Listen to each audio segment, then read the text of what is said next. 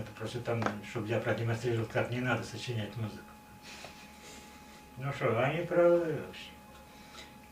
А вот Шонберга почитать интересно. У нее есть огромная книга, она все пополняется. Я первое издание вот такой толщины было, а последнее вот такое вот уже. Огромное.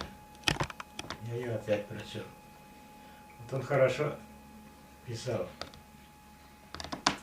Талант литературный. И все правильно. Если забыть, какую он музыку сам сочинил, ну прямо совсем согласиться только и все.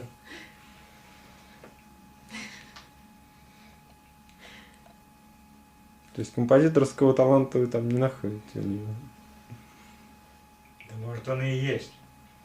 Ну, это жуткое заблуждение талантливейшего человека. Ну, не понимаю так-то. Род какого-то сумасшествия.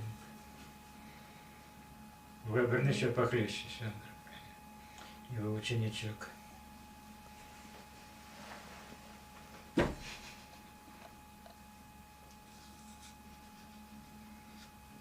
А так что вы вообще слушаете, ну, вот, какую музыку А сейчас? мне некогда.